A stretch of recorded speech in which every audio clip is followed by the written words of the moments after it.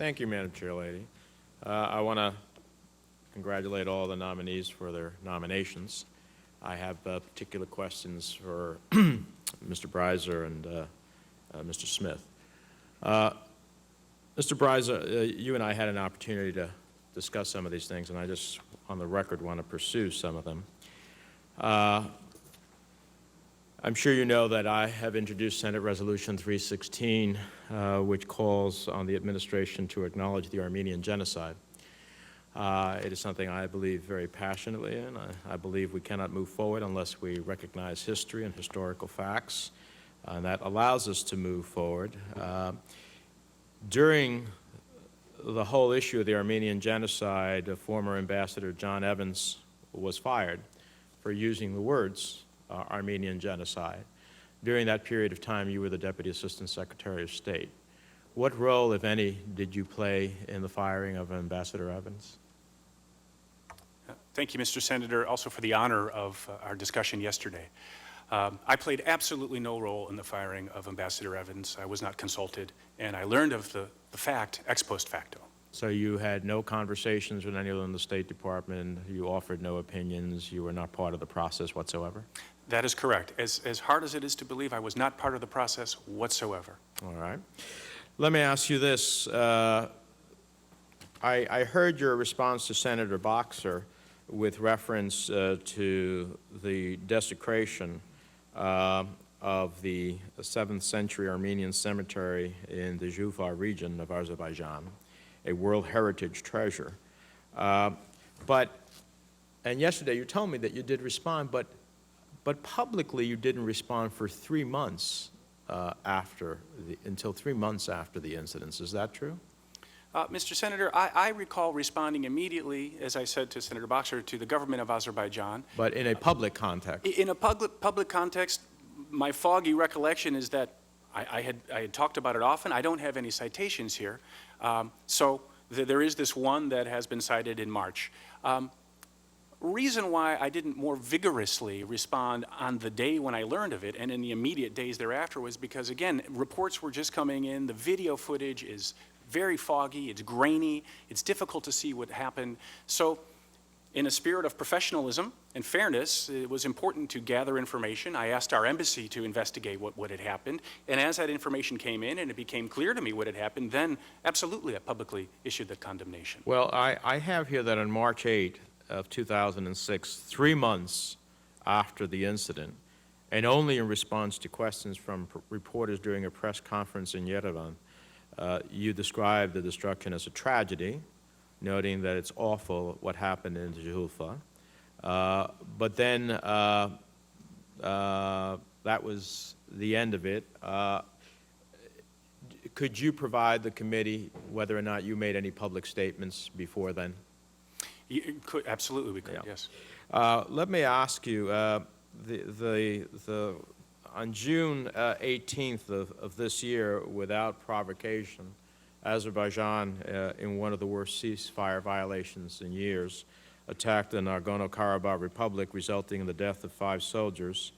Now, Azerbaijan has repeatedly threatened to destabilize the region by attacking Armenia and Nagorno-Karabakh, with President Aliyev insisting that the, quote, war is not over, and that, quote, this is only the first stage of the war is over, end quote, while his defense minister threatens that the war is inevitable.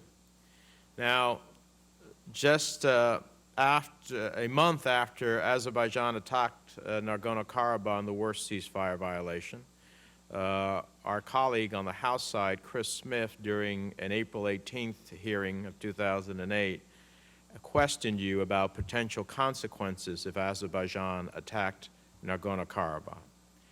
You didn't want to talk about consequences. You talked in broad terms. Well, we have had the consequences of an attack. We have language which is not the language of peace, reconciliation, and or stability in the region. It is a language of war.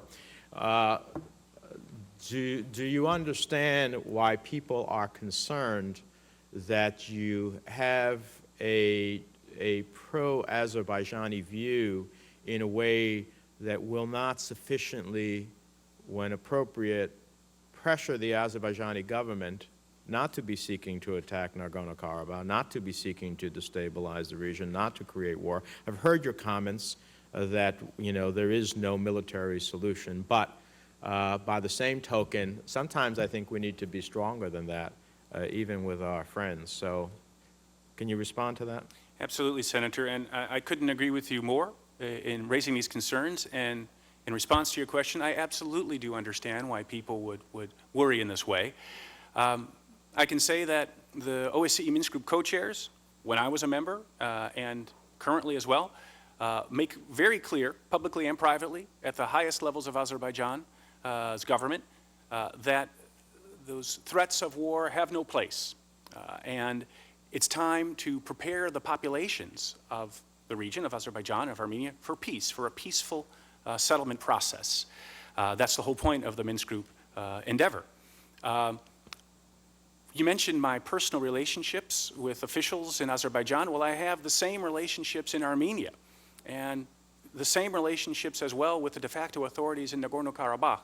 And I found that the only way to catalyze progress on these settlements and to elicit the often high-risk decisions required to reach compromises is to be able to build that trust through those personal relationships. So I assure you, I have used that trust in both Armenia and in Azerbaijan to deliver tough messages when necessary and to deliver positive ones when necessary.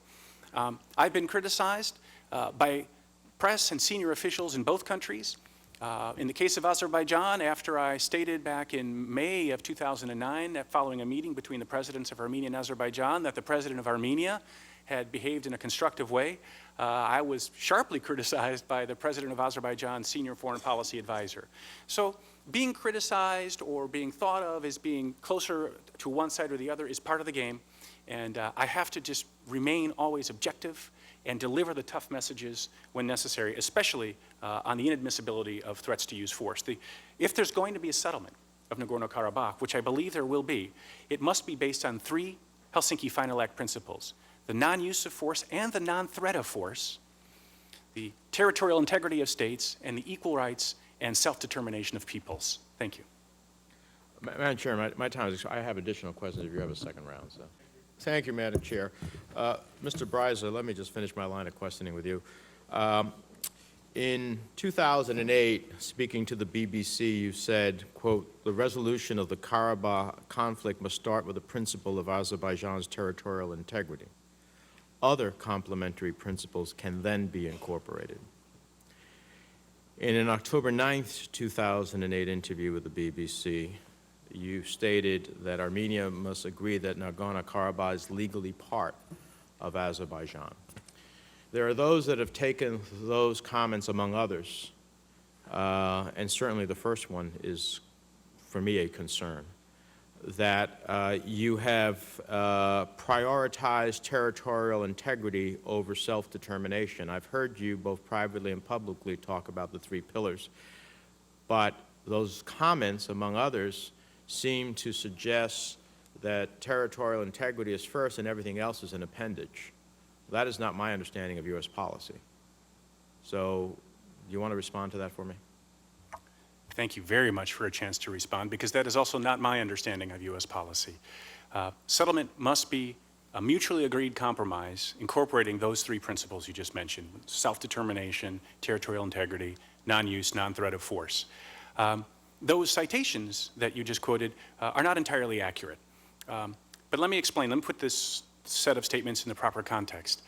A month before, on September, I believe it was the 3rd, September 3rd or September 8th in 2008, then Vice President Cheney made a public statement while he was in Baku that outlined U.S. policy, which said that a settlement should begin with the principle of Azerbaijan's territorial integrity. That was U.S. policy, to recognize Azerbaijan's territorial integrity. So that was the context that I was operating in when it was my next opportunity to make a public statement. What I actually said was that Armenia, for there to be an agreement, Armenia must agree. And to secure Armenia's agreement, we can't only focus on the principle of territorial integrity.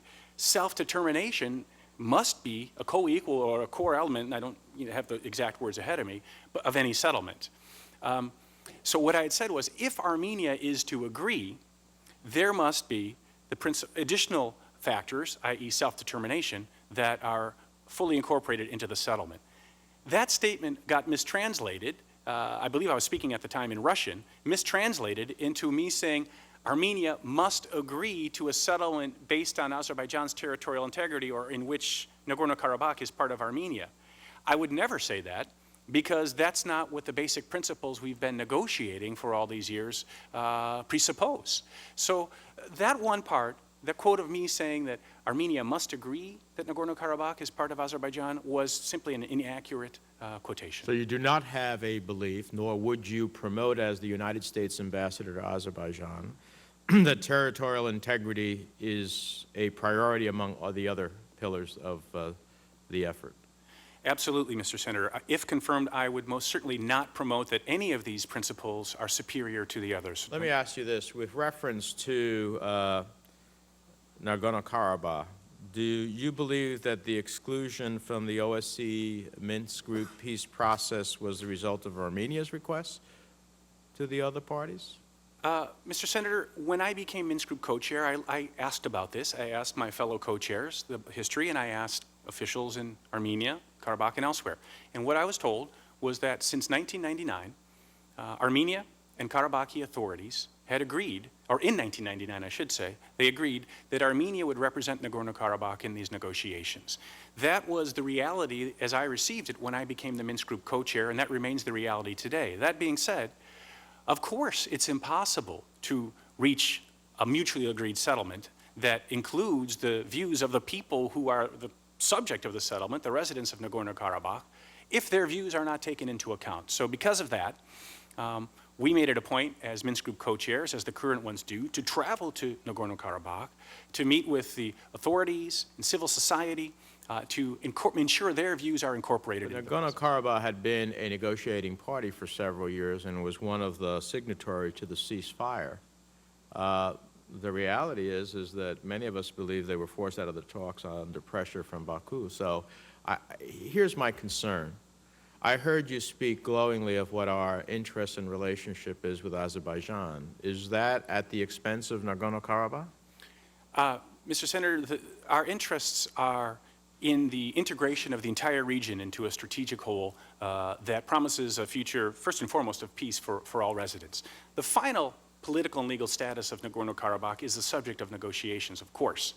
But again, the Karabakhi residents have to be part of the process. And my counterparts as Minsk Group co-chairs and myself are on record as having said that we anticipate that the parties, that the Nagorno-Karabakh representatives will be a part of the process again at some point. We had anticipated when the current round, the focus on the basic principles was agreed. So we stated that repeatedly. So I think they will be eventually back at the table, but that requires further negotiation. Let me final question, then I'll turn to Mr. Smith. Why do you think there's so much concern about? About me? Yes. Mr. Senator, I think it's probably because I was very active when I was serving as the Minsk Group co-chair and Deputy Assistant Secretary of State. I spent a huge amount of my time, I would guess over 60% of my time in the region, and was strongly encouraged by Secretary of State and my other superiors to be as present in media as possible, to try to shape the attitudes in each country, whether that was Georgia or the Republic of Cyprus or Greece, Azerbaijan, Armenia, Turkey. That's what I was encouraged to do. So I did. And my philosophy when it came to Nagorno-Karabakh was I'm not worth my weight in anything if I am not taking the hits publicly and trying to push the leaders out of their comfort zone and trying to encourage them to take the political risks required for a settlement. To do that, it required me to say things that made one side or the other side a bit uncomfortable, in my estimation. To do that, we co-chairs agreed that we would try to divulge certain elements of these basic principles or offer our assessments of the negotiations in a way that would catalyze progress. And that has led to people being unhappy on both sides because sometimes people don't want to be catalyzed. Chair, I don't know if there are other members who want to still ask questions. I'd like to ask one or two questions of Mr. Smith, if I can. Sure, go ahead. Thank you. Thank you, Mr. Breiser, for your answers. Mr. Smith, Greece is a very important ally of the United States, an incredibly important set of circumstances you're walking into right now with its financial challenges.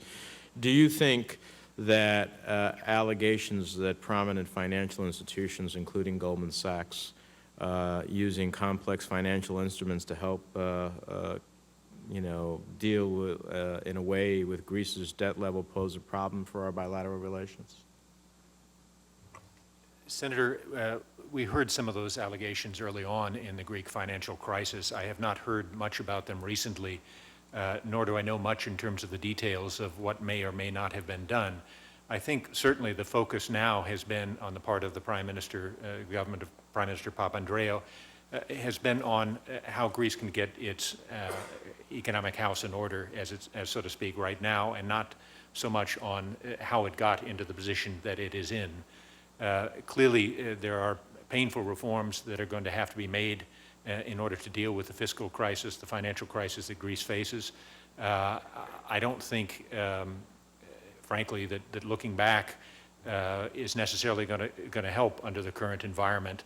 There are a number of reasons why Greece is in the condition it's in, but the way forward has got to be focused on adhering to the EU IMF package and meeting the challenges that they face. And thus far, they're on track in that regard. They've done an outstanding job. Let me ask you this, with reference to the whole question of Greece and FIREM,